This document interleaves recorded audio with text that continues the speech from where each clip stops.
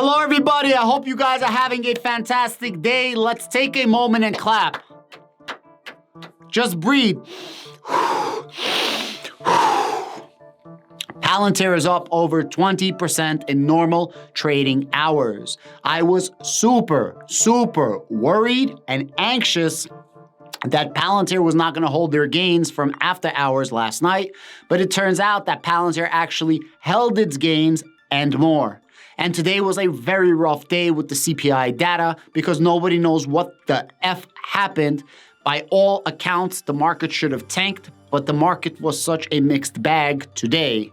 Palantir and tech stocks in general seemed to do well, and Palantir did very well. So let's go over the earnings. If you want to go deep into the numbers, there's a lot of people that already covered that. Arnie Investing, Sasha, Tom, a lot of people are going into the actual numbers, and there's other people that did it. Amma just put out a video. I think Palantrillion is fuming. He's going to put out a video out of nowhere. Palantir Vision's probably going to put out a video. A bunch of people are going to be putting out videos about the actual financials.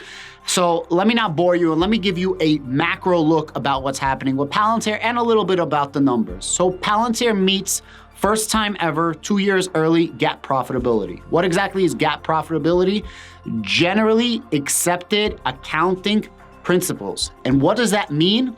That means very fancy numbers and very fancy accounting and very fancy mishmash of let's make it work. And I say this all the time, nothing to do with Palantir in general.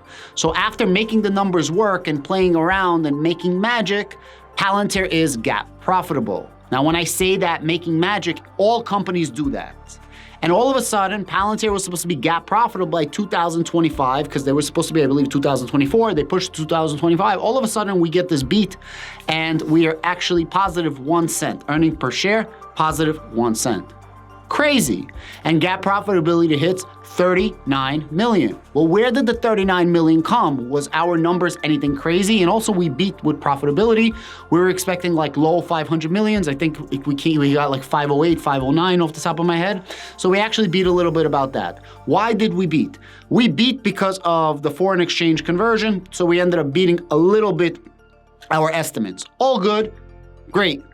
How did we actually get GAAP profitable? There was a 44 million, if I'm not mistaken, 44 million buyout for Palantir Japan. So somebody acquired us. We made money on that. Fantastic. But besides for that, because that wouldn't account for everything, besides for that, we also were able to reduce stock-based compensation and a couple of other things, which means we're able to do a little bit more with what we have. We are reducing costs in general. So we reached GAAP profitability. When we had our earnings call, and I want you guys to pay attention outside of the numbers, let's dig into the actual company. And I'll go do the numbers in just a moment by my desk. There is 100% a shift in the narrative of Palantir. Over the course of the last 3 months, and I've said this for 3 months, when everyone thought I was crazy, and Dr. Alex Karp admitted to be working with a new public speaking coach. Besides for that, I'm sure Palantir is shifting the narrative because they're probably working with some corporate coach as well, how to do better marketing and public relations. Palantir is shifting from we don't care about this to playing now the game of Wall Street. Now, some people might not like that. Some people might like that. I, for one, am happy to make some profits, to be honest with you.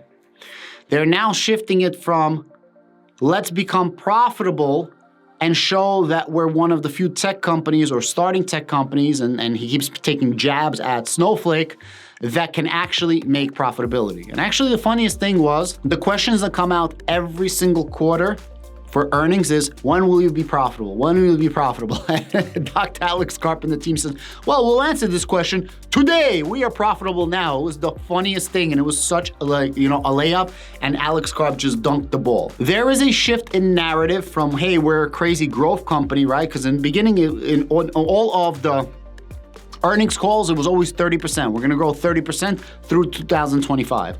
Then they took that out. And then for the last 3 earnings call off the top of my head, it's no longer there.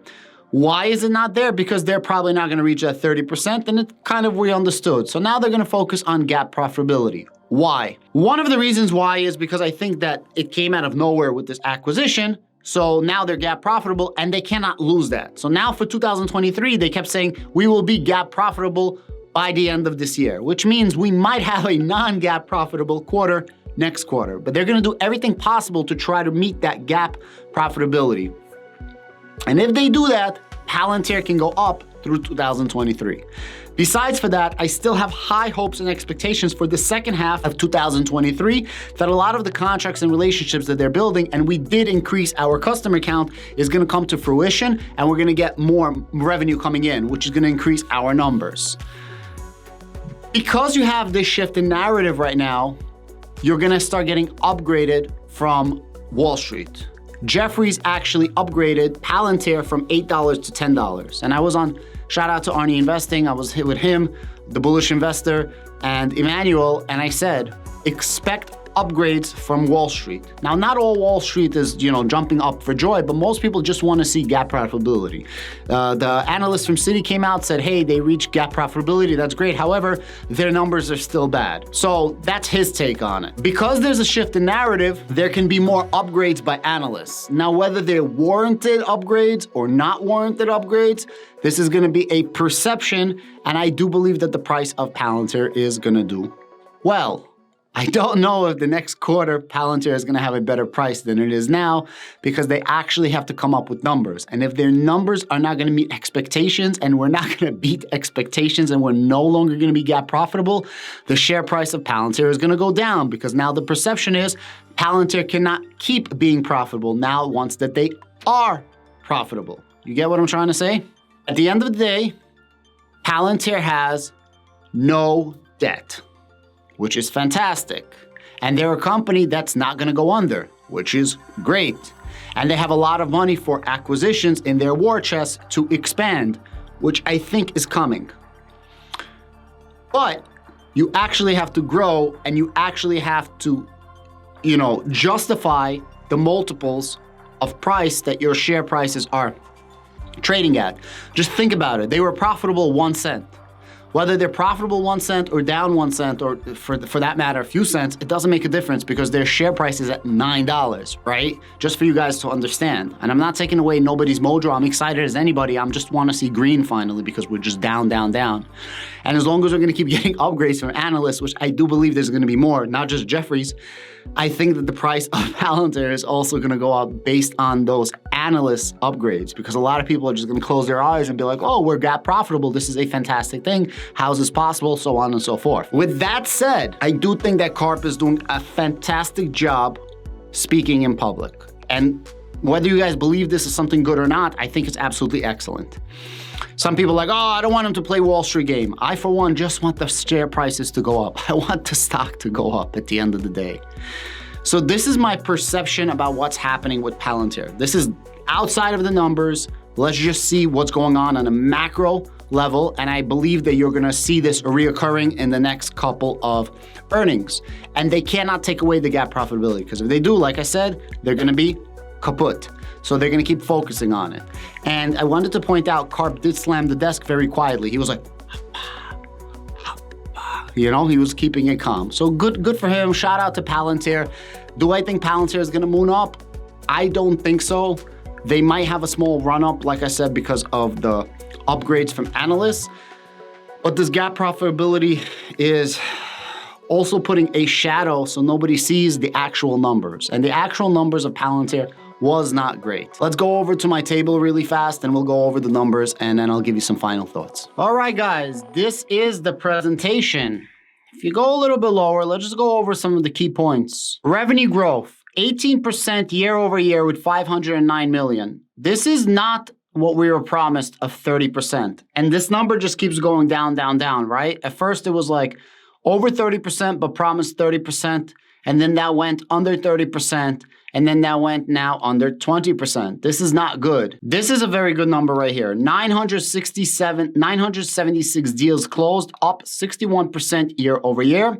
Customer count increased 55% year over year to 367. US commercial revenue grew 67% year over year. Now, the key for Palantir to grow is obviously keep increasing the commercial sector. The United States commercial sector is growing. However, abroad commercial sector is not growing as much. Abroad government is probably going to grow faster than abroad commercial. So it's going to take a while for these companies to catch on to Palantir, and that's probably a bad thing. It's like they cornered the US market. If they could just get outside of the US market to grow as quick as the US market, we're going to be in good shape. So the US total revenue is up 32%, which is fantastic. However, US government revenue is only up 22%, while US commercial revenue is up 67%. And although US commercial revenue is up 67%, that is also slowing down. It's not growing as fast. And the US government revenue is going down as well. Commercial revenue up 29%, while government revenue is up only 19%. As I said, the commercial is definitely carrying Palantir and the government is going down. But with that said, I do believe there's going to be some massive government contracts coming both domestically and abroad. We have the Titan contract that I'm looking forward to and the NHS contract that I'm looking forward to. And I believe between both of those contracts, that is somewhere between a $1 to $2+ billion in revenue that's going to be coming into Palantir. That's a lot of money, and that should shore up some of these numbers. That's why I believe the second half of 2023 is going to be more telling about the actual scenario about Palantir. Because remember, we start small and then we expand our contracts. Okay, we ended full year 2022 with a net dollar retention of 115%, which means that every client that we have increases their spending with us by 15%, which sounds like a really good number, but at one point it was like 146, then it went to like 141 off the top of my head, then I think it was like 126, and then last time it was 116 or 119. So that number keeps going down, and that's not good. I'm not going to sugarcoat this. All of our numbers are pretty much going down. Not terrible, but not good. And they shouldn't be going down as we already knew that they were going down. So they're not going down from 30%. They're going down from a lesser expected number. They just get boop, boop, boop, boop, boop, down, down, down. And that's not good. This is really good. We added 30 net new customers in Q4 with a total customers up 9% quarter-over-quarter. This is a really good number. The customers went from 237 to 277 to 304 to 337 to 367, and that's great. However, it went from 17% to 10% to 11% to 9%. So actually from March 31st, 2022, all the way to December 31st, 2022. So for the last 9 months, we're essentially stagnant. We're not moving. We're just like in limbo, 10%, 11%, 9%. That's not, we're standing still. And this number also went down. So average revenue from our top clients the last time was plus 15%, and now it's down to plus 13%. This is a very good number over here. Commercial customer count, 147, 184, 203, 228, and now it's 260. So that's actually a very, very good number. I like that it went up to 260. This is actually one of the really good numbers, one of the few good numbers and shining numbers of this entire earnings call. Guys, and this is the guidance. Again, we're not going to be growing at all. The guidance is between 503 and 507 million, which means that it's going to be literally where we are right now. Guys, at the end of the day, as I said, the shift in narrative has definitely changed. The shift in marketing and public relations has absolutely changed. In the last 3 months, Dr. Alex Karp did like 6 different interviews, very calm, collective, precise. He's literally being a sniper. Shyam Sankar did 2 or 3 interviews, if I'm not mistaken, and Palantir is putting out a shit ton of promotional videos showing you how Palantir actually works. They're shifting their narrative, and that might not be a bad thing. They're shifting and pivoting. I, for one, at the end of the day, want the share prices to go up, and I'm very happy that it went up 20%. However, I'm not sure if they can maintain, which means I'm really not sure. It can go up and it can go down. It was so oversold. Palantir's numbers were not great. Everything is doing worse than expected and even worse than the worser expected, if that makes sense. However, our customer base is growing, which is good, and our US commercial revenue is growing at an exponential rate, which is really, really good. If we could keep growing US commercial and keep acquiring new customers abroad, we might actually reach 30%. Will we reach it in 2023? No. Will we reach it 24? Probably not. Maybe 25, 26, who knows? We need to keep growing our customer base. Remember, we start very small and then we keep expanding our relationships when it comes to Palantir. Guys, I'm not sure if this review was what you were looking for, but I was being as honest as possible. And if you like these honest as possible reviews, please click on this video down below. You guys are gonna get a lot of data, entertainment, knowledge, and some fun laughs. Thank you so much and enjoy your Valentine's.